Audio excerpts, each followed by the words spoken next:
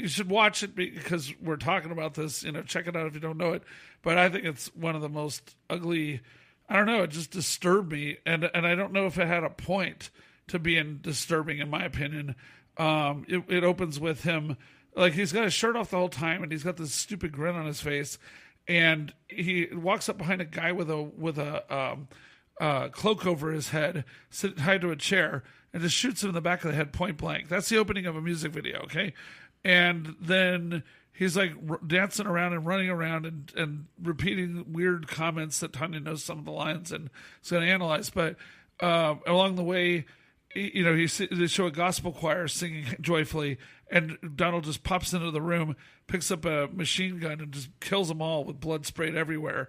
All sorts of stuff like that. And now he is not only getting worshipped by the media for this, but he had the audacity to say that he hopes everybody will sing the song as a new 4th of July anthem this year. And I put on my Facebook, not on my playlist, because my thinking is this guy, sure, there's big problems involving race in America, police brutality in some cases, things like that. But and for the record, I wrote about police brutality issues in Chicago in 1999. I've been on this a long time, so I don't dismiss that. But what really upsets me is that this guy is saying, make it the 4th of July, and this is my real statement. I want everybody to know about America. And I'm like, dude, you have everything that I possibly could want, even if you are dealing with all the race stuff. I'm a comic as well on the side. All three of us are. And it's like this guy has, millions of dollars, awards, his own show, his own recording career, more awards for that. And all he can do is make a video saying this is America, and like go around shooting people and depicting all sorts of other ugly, disturbing imagery. It's like, dude, you really are. I think he's somebody that's out of place with the level of complaint, and also why not do something more positive with your power? There's so many more positive things you could be doing to talk about these exact same issues, but find a way to demand change in a healthier way. So that's my opinion. What about you guys? Well, I am not a fan of his in terms of the way that he carries himself. I think his ego is so big that it wouldn't be able to fit under Sarah Jessica Parker's hat that she wore at the Met Gala. The way that he refers to him when he's an actor, he refers to himself as Donald Glover, but then he refers to himself as a singer as Childish Gambino, as if it's like two different people. It's a weird like Andy Kaufman, Tony Clifton thing, except he's not kidding. He's actually serious about it. Really? Yeah. And so I really don't like the way he carries himself. However, I do really admire him as a writer. I think he's a very smart writer. Atlanta's terrific. You really should check it out on FX Thursday nights. In this video, I actually thought it was a really smart video, and it gives you a lot to think about, because when he's shooting up these different scenes in the warehouse, how I took it is that he as the shooter is running away from the scene after every crime, and the police are running toward the victims, trying to catch the murderer, and he just runs right past them every time. And of course, when mass shootings do break out in America, they always do find the killer. But I think what he's saying is that we're not catching the problem. And so I thought it was kind of interesting that in the video, I read it this way anyways. He's holding himself culpable as a celebrity. And what also goes along with that point is the fact that he throughout the video, there's a group of parochial young children in Catholic school outfits, and they're dancing together. And it's kind of like these brief little sweet interludes in between these shootings, and you're so focused on them dancing that you don't notice people in the warehouse jumping to their death. Oh, and I think that's another thing that he's saying, that celebrity and entertainment, it's a distraction from the real problem. Huh. Okay. Yeah. There was some commentary about that they felt like that was partially like a commentary on social media and entertainment. That we're paying attention to the sparkly right in front of us, but not the behind. And I heard someone else saying that they felt, and I didn't read Danny Glover's comments on purpose, and I saw some headlines that said he won't explain himself. So I don't know if that's true or not.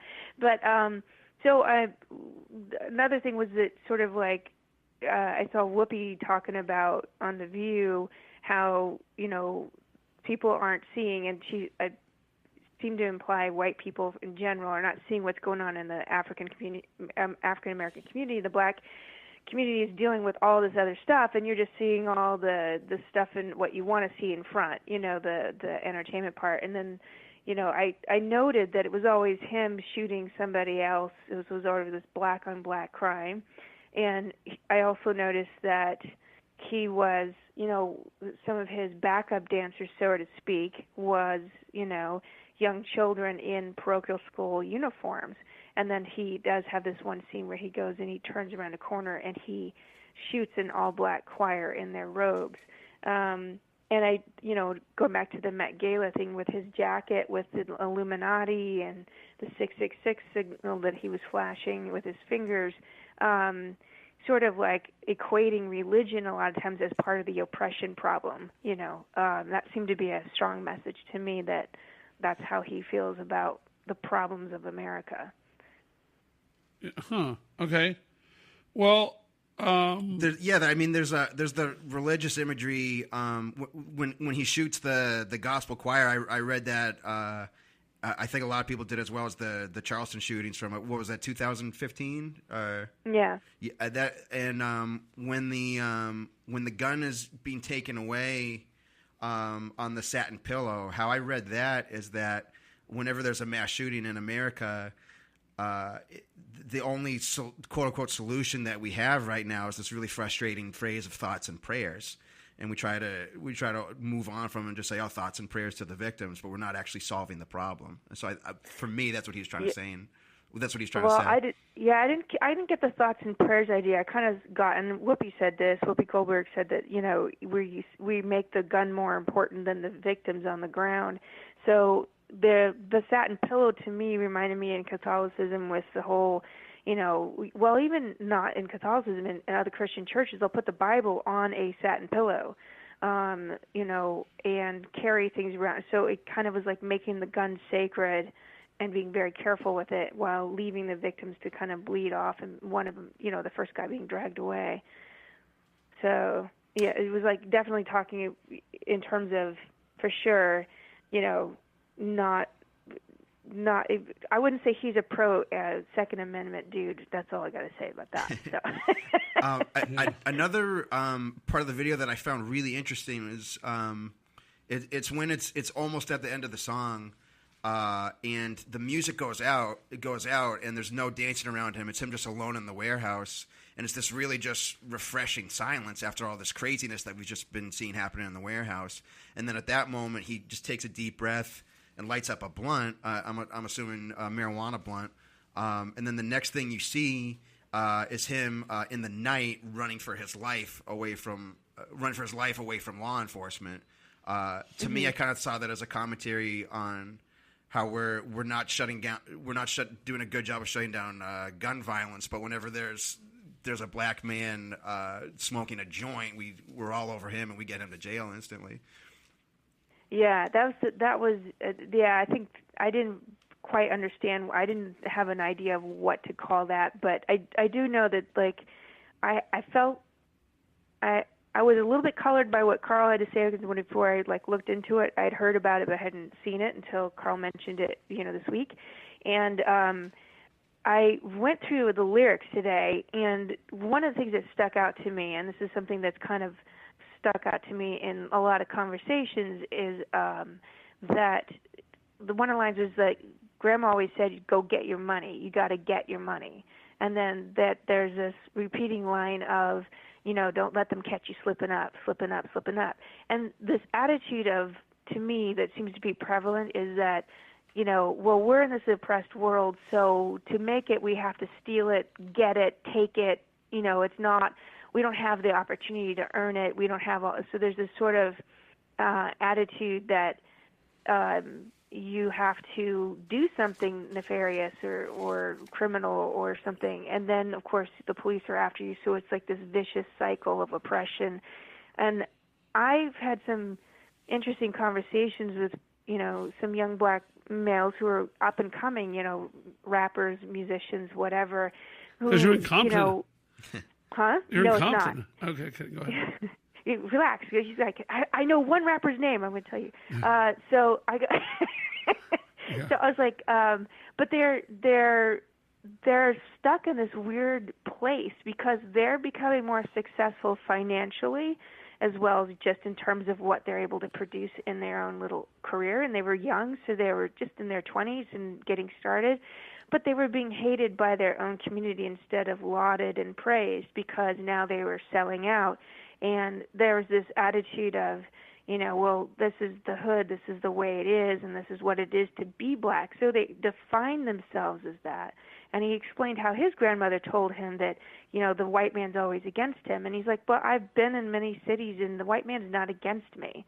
He says, I think it's just an attitude. And I said, yeah, it's like people can choose to decide that they, that you feel like you're in Rwanda all the time, but we're not in Rwanda. You do have other opportunities. You do have ways of getting out of it. We're not in a massive civil war. And a mindset, we're told all the time, it has a lot to do with how well we succeed. And one of the things I told this one young man, I said, one of my first crushes as a little girl was Sidney Poitier. And Sidney Poitier was that and Morgan Freeman. So I had a thing anyway. This is so odd that I'm in Compton now. But well, good luck. Maybe it opens your dating pool. Sidney Poitier, he came into a Brazilian place. Oh, but so the thing is that I read his autobiography, and he was raised very poor in a Caribbean island. Basically a tiny house with a dirt floor kind of thing. That was the picture he painted. And he said, but my parents always said I can do anything I want. And so he said when he pursued acting, he went to New York, and he went in and walked in auditions for leading man roles, like roles that he described as saying, I didn't know I wasn't supposed to try to apply for that job. He just had the mindset of, well, I can just do what I anything I put my mind to. And he walked in, and people are shocked, and he got the roles. He became a leading man in the late 60s, early 70s. Or mid-60s, actually. Or younger early than that. 60s. But anyway, he won an Oscar in like 61 or 2. And right, Oprah exactly. Winfrey actually alluded to that in her Golden Globe speech. Mindset has a lot to do with it. Sorry, Michael. Oh, no. I was just going to add that Oprah Winfrey actually alluded to that in her Golden Globe speech. She said when she was a young child, the first time she kind of felt like she could do anything in entertainment was when she saw Sidney Poitier get the Oscar and be the first black man to win it. Right. So, and people were like, how did you get that role? He says, well, I walked in and I did the audition, and they liked me. They're like, yeah, but that was written for a white man, and they changed the script to go for a black man. So, there's a lot to do with the oppression. It can. And I think that, Carl, that's what you were kind of touching on, or part of your outrage about it, is that there's a lot of this has to do, yes, there are people who do evil, and yes, there's always going to be somebody who's racist and make some excuse up to dislike you or hurt you. Everybody has to deal with that to some extent or another. But there's also the self-inflicted oppression that happens when everyone wants to keep it that way because you have this mindset that you're not going to get anywhere, so you shouldn't even try. And those who break that mold, like this young rapper in his 20s, and become successful by working hard at it and keeping his nose clean and not getting, stupid with his money, suddenly break that image they have, and so they get this resentment from their family and friends because he's breaking the mold that's been put in their head that they're never going to get ahead. Yeah. Well, I think we should probably move on to the next thing. Is that cool? Yeah. So, okay, Yeah. so I think very closely related is what's been going on with Kanye West over the past week or two. Basically, he came out and said some very positive things about President Trump, which and even posed an Instagram with a picture wearing a MAGA hat, a Make America Great Again hat that was signed by Trump. And the thing is, some people are like, oh, well, he went crazy a couple of years back, so maybe this is a side effect of that. But then even worse, in my opinion,